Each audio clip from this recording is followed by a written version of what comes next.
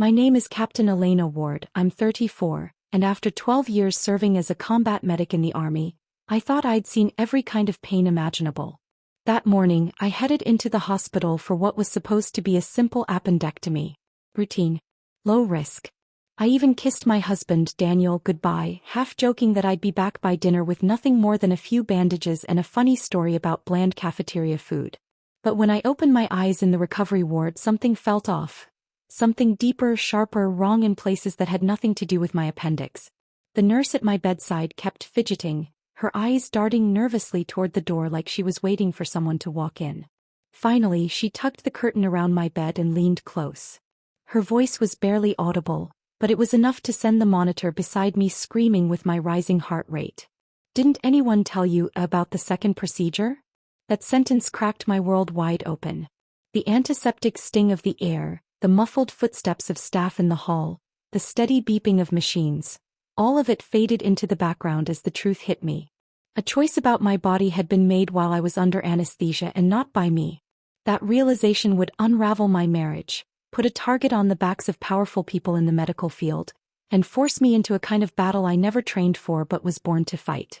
If you're watching this now, let me know where you're tuning in from down in the comments. Don't forget to hit that like button and subscribe if you want to hear more stories that people tried to bury. That morning had begun so differently. The first rays of sun crept through the blinds of our townhouse near the base, painting the room in that false calm that makes everything look softer than it really is. I remember glancing at Daniel, his hair a mess, arm reaching across the sheets to silence the alarm. Even after nearly 7 years of marriage, almost a decade together, his half-asleep smile still tugged at something in me. "Coffee?" he asked, already knowing the answer. It was our ritual. He brewed the coffee, I squared the bed. Predictable. Comfortable. That's how I would have described us back then, steady and safe. He worked in finance, helping military contractors manage their budgets, while I'd shifted into civilian medical consulting after my discharge. From the outside, our life looked put together. Neat routines, a respectable home, stability carved out after years of deployments. "Make it strong," I'd called after him that morning, already opening my laptop. "I've got 3 medical reports to edit today." "You always have 3 reports," he teased back from the kitchen. At the time I'd laughed with him. Now that same laugh makes my skin crawl.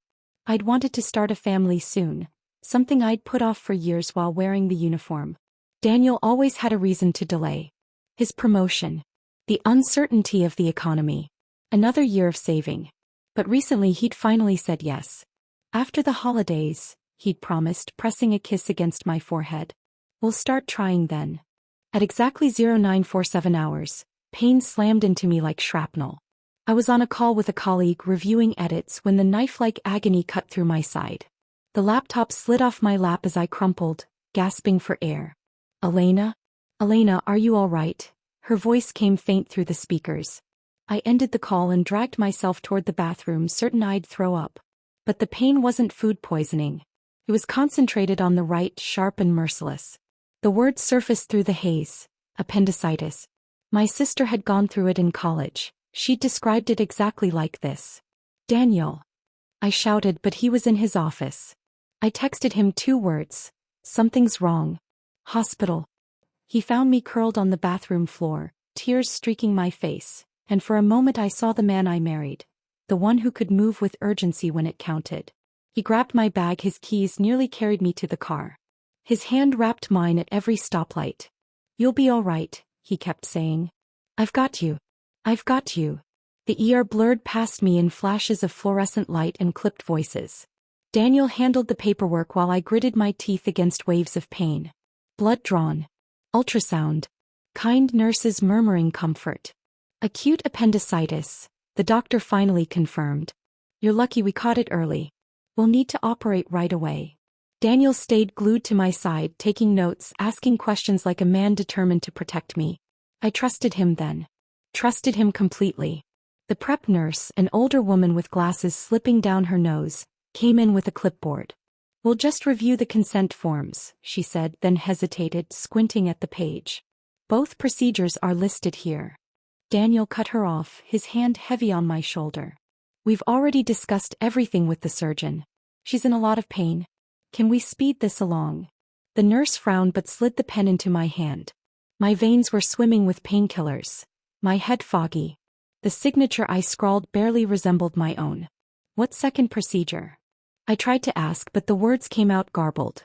Don't worry about it, babe, Daniel soothed, brushing a kiss across my forehead. Just rest. I'll be here when you wake up. They wheeled me away. The anesthesiologist told me to count backwards, but all I could think about was the question echoing in my mind. What second procedure? 10, 9, 8. Darkness. When I clawed my way back to consciousness, it was like breaking the surface of a deep lake. My throat burned from the breathing tube. The room was dim except for the blinking monitors. A new nurse stood at my bedside, younger, braids pulled neatly back. There you are, she said with a reassuring smile. I'm Maya. I'll be taking care of you today. She gave me water, helped me sip through a straw. The surgery went smoothly, you're going to be fine. But when I tried to sit up, the breath punched out of me. The pain wasn't just in my side. It was deeper, lower, in a place that made no sense. Maya's hands froze mid-motion. Something flickered across her face, hesitation, unease. It hurts, I whispered, motioning toward my lower body. That isn't appendicitis pain, is it? Her eyes darted to the doorway, then back to me. She leaned closer. Didn't they tell you about the second procedure? Her words hit harder than any battlefield wound. My pulse spiked, the monitor beeping wildly. What? Second procedure? My voice trembled. What are you talking about? Maya tugged the curtain shut, blocking us off from the rest of the ward. Her eyes shifted nervously before she leaned closer, her voice dropping to a whisper. Your husband authorized an additional surgery. One you never signed for. The monitor beside me spiked, echoing my pounding pulse. What? My voice cracked. What surgery? Where's Daniel? I need to speak to him, now. Ma'am, please, try to stay calm. Don't you dare tell me to stay calm. My hand fumbled across the nightstand until I found my phone, nearly knocking the water glass to the floor. Fingers trembling, I dialed Daniel. 1 ring. 2. 3. Straight to voicemail. I could hear my own voice rising. I need answers. I have a right to know what was done to me. Maya bit her lip, torn. I'm not legally allowed to go into details. Only your attending surgeon can. She hesitated, glancing at the door again. Dr. Halvorsen should be on rounds soon. Please, I begged, my throat raw. Just tell me. She shook her head, voice tight. I could lose my license. But I'll make sure he comes to you first. That hour waiting for him was one of the longest of my life. I tried calling Daniel 6 more times. Nothing. I texted my closest friend, Sergeant Riley, my old battle buddy, typing out half sentences before deleting them. How do you explain a violation you don't even understand yourself? Finally, Dr. Halvorsen appeared. Tall, silver-haired, carrying himself with the smooth confidence of a man used to being obeyed. That calm demeanor, the one that probably reassured most patients, only made me want to rip out my foreign scream. Captain Ward, he said, pulling up a chair. How are you feeling? What did you do to me? My voice cut like a blade. What was the second procedure? He cleared his throat, shifting in his white coat. Let's focus on recovery first. The details can. Tell me. Now, said. He pulled out his tablet. Your husband expressed concerns regarding a long-term gynecological issue. While addressing your appendix, we also performed a minor corrective procedure. It's all in the documentation, properly signed.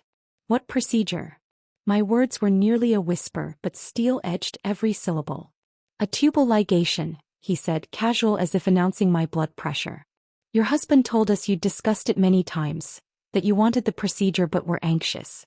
We believed combining it with your appendectomy spared you unnecessary stress. The room tilted. My grip tightened on the bed rails to keep myself anchored. You sterilized me, I rasped. It's a very common procedure, Captain. If you change your mind, IVF is always an option. Get out. The growl ripped out of me before I could stop it. He blinked, offended. I understand you're upset, but everything was done within protocol. Your husband had full medical power of attorney. Get out. He finally stood and left. When Maya returned, her expression was heavy with guilt. Without a word, she slipped a manila folder onto my lap.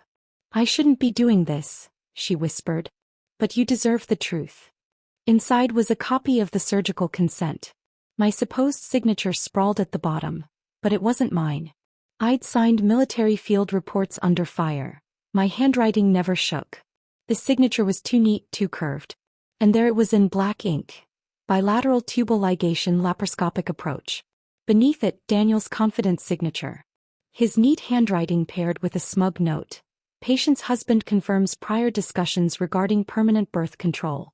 Patient experiences high anxiety around separate procedures. Recommends completion during appendectomy. The words blurred. Why would he do this without asking me? The question echoed in my head like artillery fire. The next morning, Daniel breezed into the room carrying a vase of white roses. My favorite. He kissed my forehead, smiling like this was just another hospital visit.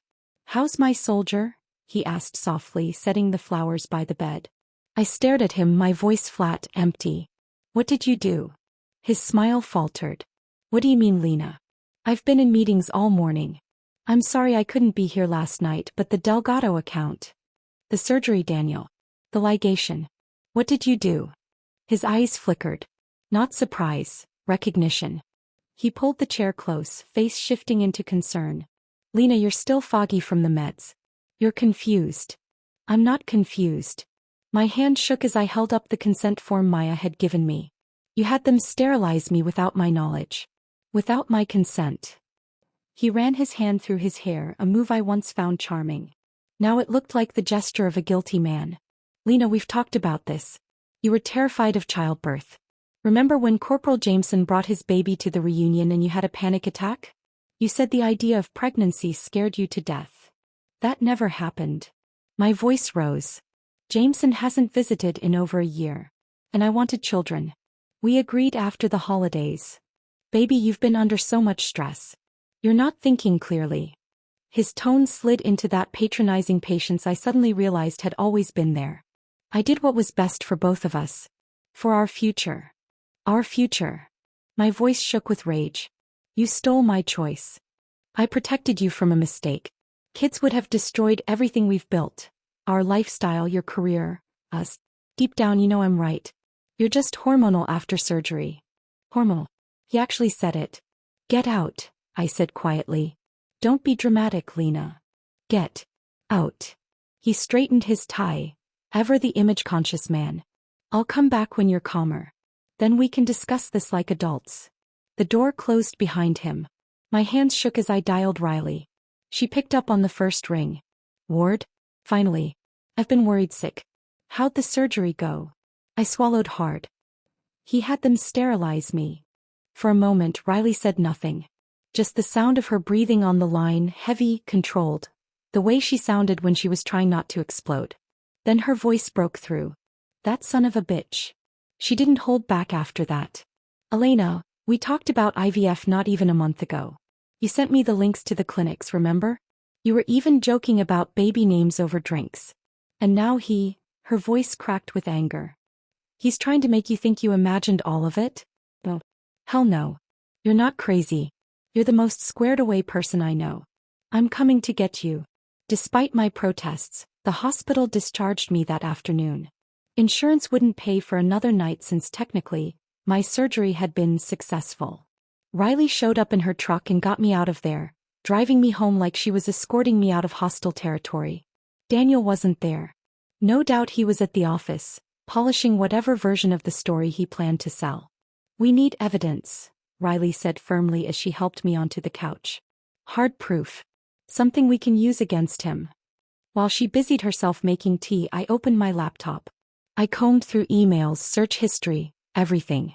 All I found were endless fertility websites, pregnancy guides, and name lists from the past 6 months. I screen-capped every single one. It was a record of my intent and I knew it mattered. Then my eyes drifted toward Daniel's office. The door was shut like always. I used to respect that boundary, thinking he needed privacy for sensitive financial work. Now that respect felt like a mistake. "It's locked," I muttered, rattling the handle. "Where's the key?" Riley asked. "I don't know. I've never had to look." We turned the place upside down. Nothing under rugs, nothing above door frames. Finally Riley found it, taped behind a photo frame in the hallway. Our wedding picture. His office was clinical, every file in its place. Cabinets lined the wall, labeled neatly. One drawer, though, had a combination lock. "Try your anniversary," Riley suggested. "No luck." "Birthday?" She tried again. Nothing. I almost gave up, then remembered something from the early days. Daniel's lucky number. 2743. He used it for everything before two-factor authentication made him change habits. My fingers spun the lock. It clicked open. Inside were folders I'd never seen. Pamphlets on sterilization procedures, printed articles about couples choosing to live child-free. And then the emails. Daniel had reached out to a Dr. Michael Brennan 3 months ago, asking about permanent birth control options for my wife, and specifically how to bypass long counseling requirements. Dr. Brennan had responded bluntly, "Not possible without the patient's explicit consent." Daniel had written back, "What if the patient is incapacitated? What are the legal options?" No reply after that. But he hadn't stopped. There were other emails to other doctors, most dismissing him outright. And then, an exchange with Dr. Halvorsen from the very hospital where I'd just been operated on. "If the patient is already undergoing surgery and the paperwork is complete, it may be possible to address multiple procedures at once." Daniel's reply, "What documentation would be necessary?" Halvorsen, "Spousal consent is occasionally accepted in emergencies if the patient cannot provide their own." Riley leaned over my shoulder, reading. Her jaw clenched. "That's conspiracy. Flat-out medical fraud." I photographed everything, then slid the papers back exactly as I'd found them. As I pushed the drawer closed, I noticed a small black phone wedged behind some folders. A burner. I powered it on, password protected. But Daniel was predictable. 2743. The screen lit up. Dozens of messages. One contact saved only as A. The most recent from yesterday. "Is it done?" "Daniel, yes. She can't trap me now." "A, when are you leaving her?" "Daniel, once things settle." My stomach turned. I scrolled back further. Over a year's worth of messages, photos too, intimate ones. The woman was Amanda, his colleague. I'd met her at a company party once. She'd smiled, complimented my dress, and asked casually if we were planning on kids. At the time I thought nothing of it.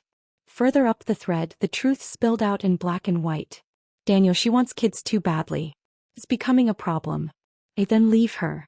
"Daniel, not yet. The prenup changes things. If we split without children, she gets half. But if she can't have kids due to medical reasons, it's different." "You're terrible." "I love it." I barely made it to the bathroom before vomiting. Riley was right behind me, pulling my hair back, steadying me. When I finally collapsed back onto the couch, pale and shaking, Riley's voice was like iron. "We're not waiting. We're finding you a lawyer. Today." That night, I lay in what used to be our bed, staring at the ceiling. My stitches throbbed, but the deeper wound was invisible. My fertility stolen, my trust shattered, my safety obliterated. 2 days ago, I'd been a woman planning a family. Now I was a soldier back in combat, except this battlefield was my own home. Near midnight, I heard the lock turn. Daniel's key.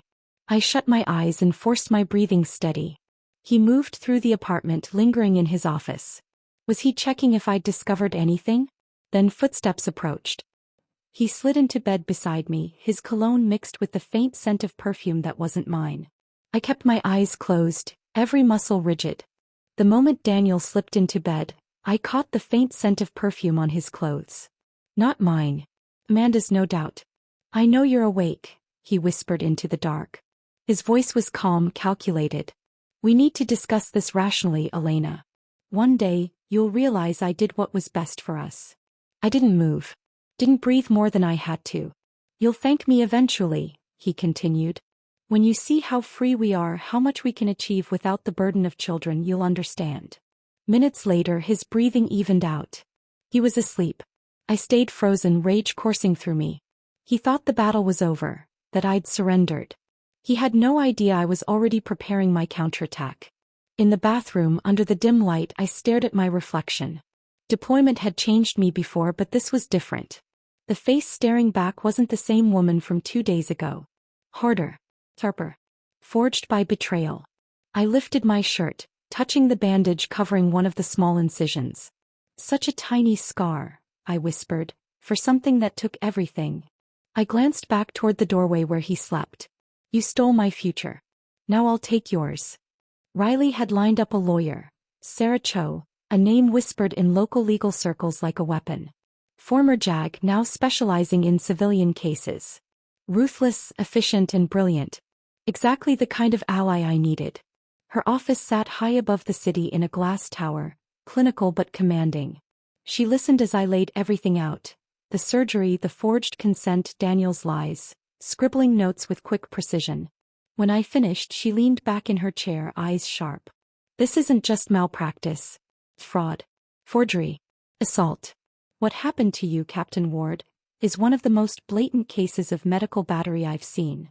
My voice was low but steady. Can you prove it? With what you've shown me. Yes. But we'll need more. Every shred of evidence you can get. Every document, every word he says. And Elena, her tone dropped. Men capable of this level of control don't back down easy. When cornered, they can become dangerous. You'll need to be ready. That was one thing I understood better than most. Back at home, I became a covert operative in my own life. While Daniel was at work, I photographed everything in his office. Bank records revealed hidden accounts. Over $200,000 stashed away where I'd never known to look. I combed through the burner phone daily, screenshotting his conversations with Amanda. Their affair wasn't just infidelity. It was a blueprint for a future that erased me entirely. 3 days later, I found the piece of evidence that nearly dropped me to my knees. On the burner phone in a hidden video folder was a recording. Daniel had filmed his meeting with Dr. Halvorsen. The angle was poor but the audio was damning. She doesn't know I'm here, Daniel's voice said. She's irrational about the subject of children. Emotional. Halvorsen's voice followed, calm, complicit. We need to be very cautious, Mr. Ward. I'll take full responsibility, Daniel pressed. Just make sure she doesn't remember the specifics. Can you adjust the anesthesia? That's not how anesthesia works. Then alter the paperwork. Emergencies happen. You've done this before. Pause. Then Halvorsen's quiet reply. I've helped families make difficult decisions, yes. I nearly dropped the phone. Then training kicked in. I copied the file to 3 separate encrypted drives and sent it to Sarah immediately. This is a smoking gun, she told me when she called back. It proves premeditation, conspiracy, fraud. But Elena, I need you to do something hard. Act like you don't know. Let him believe he's still in control while we build the case. So I put the uniform back on, not literally but in spirit. I became an actress, masking fury with a smile. When Daniel came home, I apologized for overreacting at the hospital. I let him soothe me with that condescending tone, let him explain how he'd protected me from myself. I nodded, even thanked him. All while documenting every word. I knew you'd come around, he said smugly one night over dinner I'd prepared. I imagined breaking the wineglass in my hand and driving it straight into his smug grin. That I smiled. Maybe you're right, I said carefully. Maybe I was just chasing society's expectations. He beamed, squeezing my hand. That's my girl. This is why I had to step in. You couldn't see the bigger picture. I filed his words away, another piece of ammo. A week later, I uncovered something that shifted the battlefield.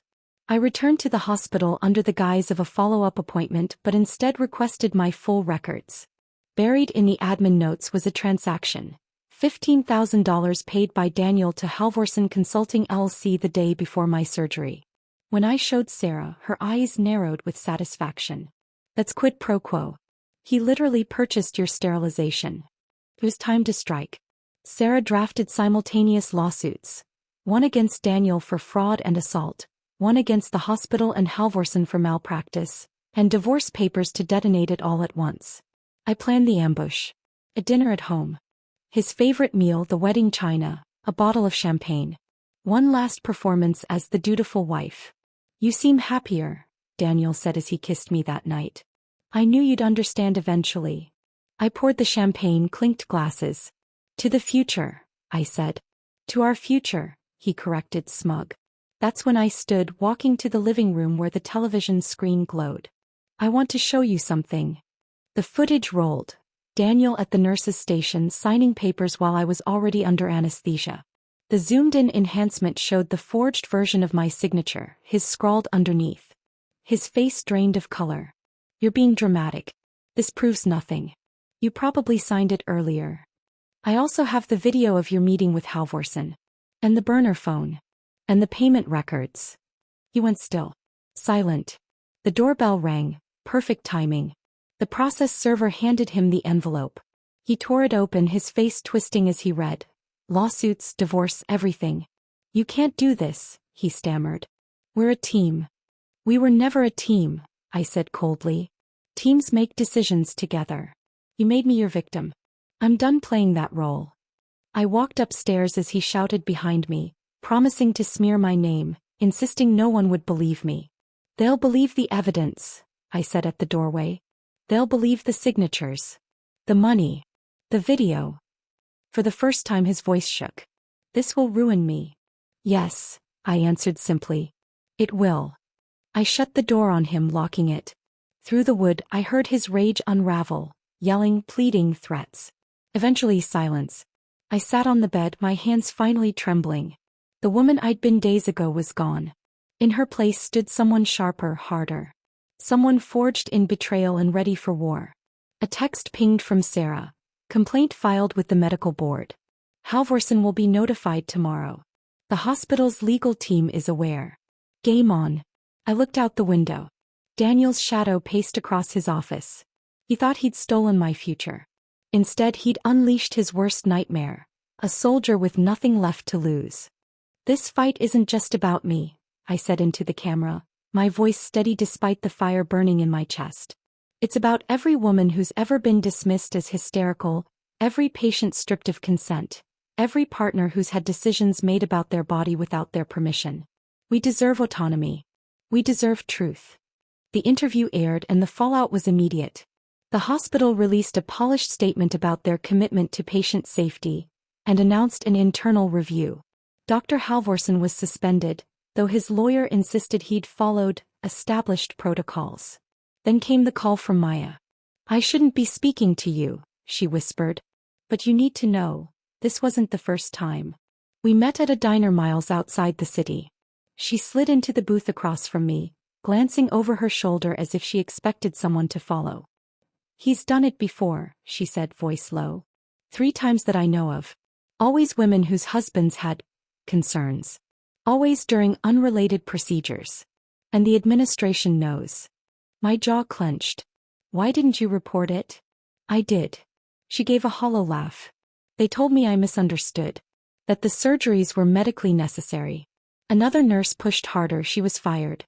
But I kept records. Documents. Emails. I've been waiting for someone strong enough to fight." She slid a flash drive across the table. "Be careful. He has powerful friends. Rich men who paid him to be flexible." The files were damning. 3 other women sterilized during routine procedures, all with dubious consent forms. One had taken her own life after learning what had been done. Another had left her husband but couldn't face a legal fight. The third had been gaslit into a psychiatric facility after being told she was imagining things. When Sarah saw the files, her eyes went cold. "This proves a pattern of criminal behavior. We're not just suing anymore, Captain. We're going to take him down." Discovery unearthed even more. Years of Halvorsen's financials showed large deposits from wealthy husbands right before their wives' surgeries. Emails between hospital administrators acknowledged the risks but praised his ability to retain high-value clients. Daniel's deposition came on a Thursday. I sat in Sarah's office watching through video link. He looked diminished, unkempt hair, wrinkled suit. Amanda had already cut ties once the media attention began. "Mr. Ward," Sarah began coolly, "did you or did you not pay Dr. Halvorsen $15,000 the day before your wife's surgery?" "It was a consultation fee," Daniel said quickly. "A consultation about what?" "Medical options." "What kind of options?" He shifted in his chair. "I don't recall." Sarah slid a transcript across the table. "Let me refresh your memory. You told Dr. Halvorsen, make sure she doesn't remember the specifics." "What specifics?" His lawyer objected. The judge overruled. Daniel straightened, jaw tight. "I was concerned about my wife's mental state. She was erratic. Define erratic, Sarah pressed. She wanted children. So, wanting children is erratic? The way she wanted them. Obsessively.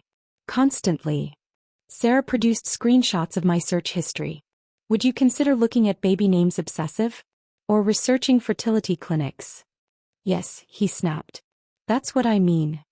Mr. Ward, did you ever directly tell your wife you didn't want children? Pause. Not in so many words. So instead of speaking with her, you arranged to have her sterilized without her knowledge. I chose to protect our future, he snapped.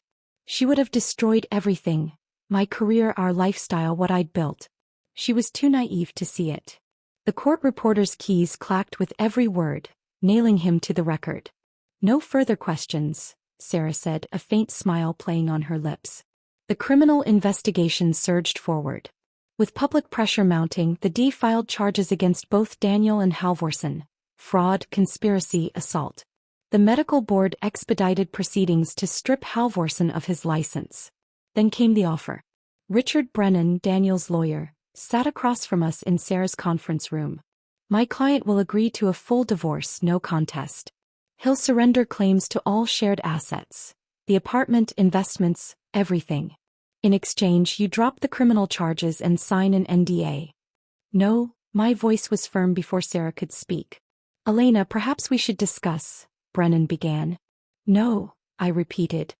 He doesn't get to buy silence. He doesn't get to bury the truth. And the other women Halvorsen mutilated deserve justice too. Brennan's expression soured.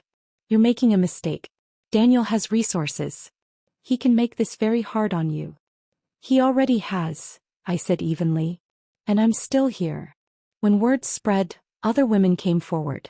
2 joined our case, turning it into a class action against the hospital.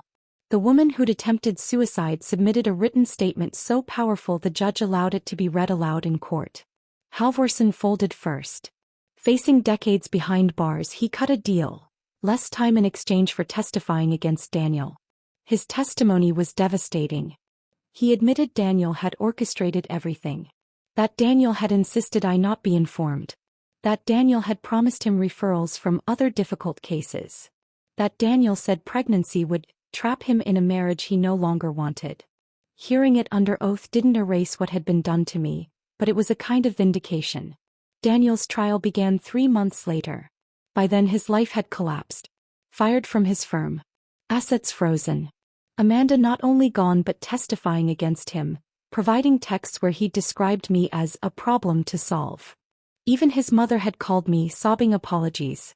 The prosecution laid out everything. The forged signatures, the bribes, the deception. The betrayal was framed not just as spousal abuse but as a gross violation of medical ethics. Daniel testified in his own defense, trying to portray himself as the misunderstood husband who'd made a hard choice for a fragile wife. But under cross, his composure cracked. You view your wife as property, the prosecutor said flatly. I view my wife as my responsibility, he snapped. Your responsibility to control. To protect her from her own mistakes. And wanting children was a mistake? Yes. So you corrected it? Yes. Without her knowing it was necessary. Without her consent? He hesitated, eyes finally meeting mine. For the first time I saw something flicker. Not remorse but recognition. Yes, he said quietly. Without her consent. The jury was out less than 2 hours. Guilty. Every charge. When he was sentenced to 8 years, I didn't feel victory. I sat in my car outside the courthouse, reporters pounding on the windows, and felt empty. Justice had been served, but the scars on my body still throbbed, my ability to carry children still stolen. Riley found me sitting there, hollow, staring into nothing. She opened the door quietly. Come on, Captain. Let's go home. Home was no longer the condo where Daniel had plotted my betrayal. I'd sold it. My new place was small, modest, but untainted. Clean. His conviction made national headlines. Husband imprisoned for secretly sterilizing wife. The case became a talking point in medical schools, on talk shows, at rallies for reproductive rights. I received hundreds of messages. Women sharing stories of sabotage, coerced procedures, partners who'd stolen their choices. I started a blog to give them a platform. It grew fast, turning into a hub for women seeking information on patient rights and reproductive coercion. A publisher offered me a book deal. I said maybe later, when I could write without shaking. The hospital settled quietly for an amount I'll never disclose. Enough that I'd never have to work again.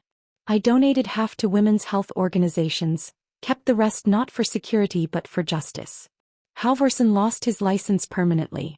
He served 18 months in a minimum security prison. Last I heard he was consulting for malpractice cases. The irony wasn't lost on me. Meanwhile, Daniel's firm conducted their own review. Turns out he'd been sabotaging female colleagues for years, blocking promotions, spreading rumors, retaliating against those who rejected him. 3 more lawsuits followed.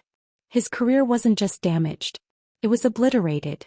But even as their worlds burned, the trauma lingered in mine. Flashbacks hit at random. A twinge of abdominal pain could trigger full-blown panic. Doctors' visits became interrogations. I recorded everything, had Riley sit in with me, read every form a dozen times before signing. It's post-traumatic stress, my therapist explained gently. Your body remembers the violation even when your mind tries to move forward. Your body remembers the violation long after your mind wants to move forward, Dr. Martinez told me. And he was right. We worked through it piece by piece. For months I lived in the anger stage. I filled notebooks with unsent letters, every page bleeding rage. I took up kickboxing, imagining Daniel's face each time my fist hit the bag. Sometimes I'd scream inside my car with the windows rolled up, letting sounds rip from my chest that I didn't know I was capable of making. Then came the grief. It hit me blindsided in the most ordinary moment, walking past the baby aisle in Target. My knees buckled. I sobbed on the tile floor, mourning children I might never hold, futures stolen before they were even possible. A kind employee led me to a quiet room and sat with me until Riley arrived. I don't even know if I would have had kids, I told Dr. Martinez later. But he stole the choice. He stole my maybe. 6 months after the trial, a letter came. His handwriting on the envelope made my hands shake. Riley wanted to burn it unopened. But I needed to see it. Inside, not an apology but a justification disguised as reflection.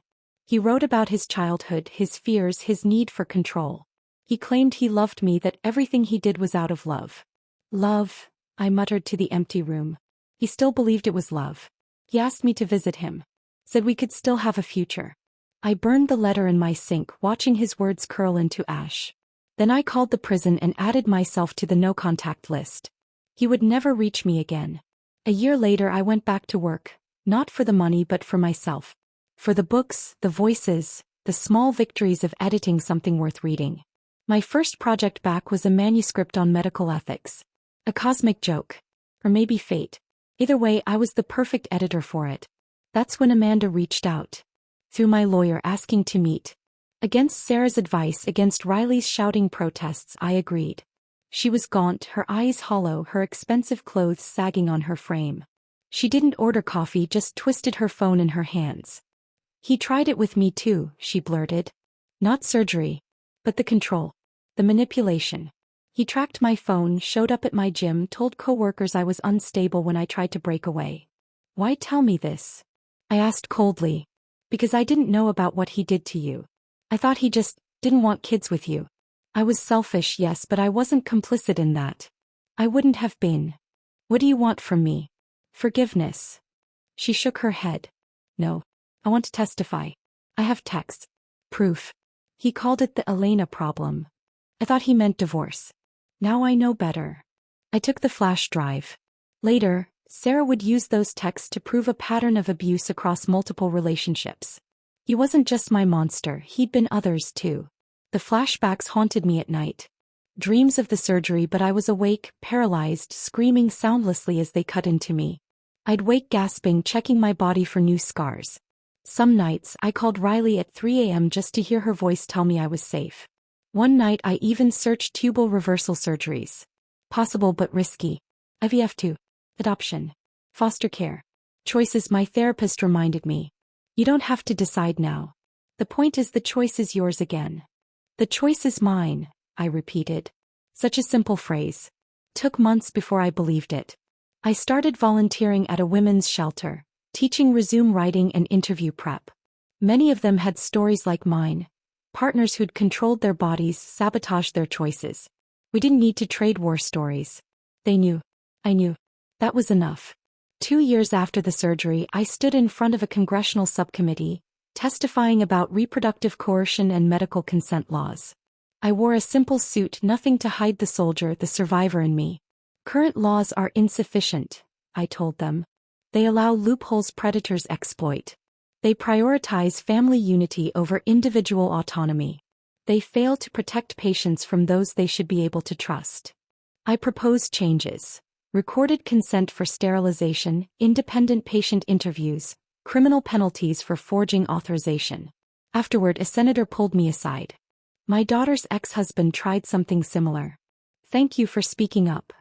Moments like that became my fuel. Proof that I wasn't just fighting my war. I was part of something larger. 3 years after my surgery, I moved to the coast. A small cottage overlooking the ocean, waves replacing sirens, salt air instead of exhaust. I built a quieter life, one worth protecting. Thomas, I heard, wasn't faring well in prison. His need for control had no outlet there. He lost his appeal, lost his mistress, lost even his allies. I felt nothing. He was no longer relevant to my story. Halvorsen, dead of a heart attack not long after release. The obituaries painted him as a respected physician. I published my own version on the Foundation's site, naming every woman he hurt. If history wouldn't condemn him, we would. The Foundation, the Ward Center for Medical Autonomy, had grown from my little blog into offices in multiple cities. Survivors came through our doors every day. Julie ran the flagship office with the same fierceness she'd shown holding my hand through hell. Together we changed laws. State by state, loopholes closed. Ward's Law, they called it in headlines. 7 states so far. More to come. Marcus came into my life slowly, carefully. A widower with teenagers of his own. He listened to my story without flinching, never pitying, never pressing.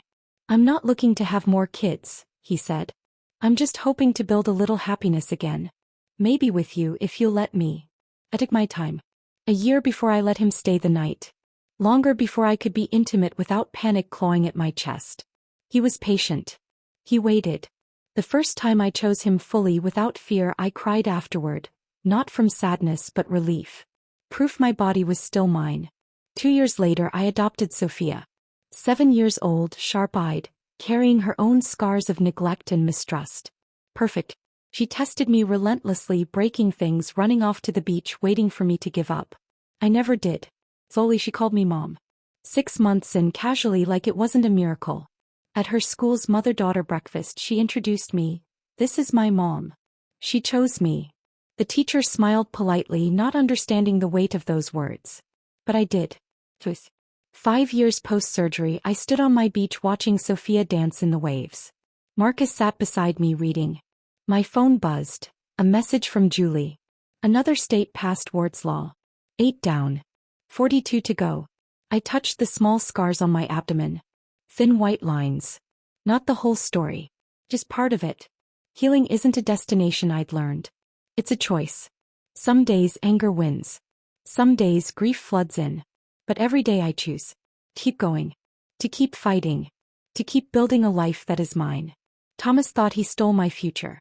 Instead he gave me something he never intended. The knowledge of my own strength. The clarity of my own voice. The fire to make sure no one else suffers in silence. This isn't a story of overcoming. It's a story of becoming. Becoming my own protector. Becoming a mother by choice. Becoming a partner by choice. Becoming the woman who writes her own ending. My name is Captain Elena Ward. 3 men conspired to steal my future. They failed. This is my story. And I'm the only one who decides how it ends.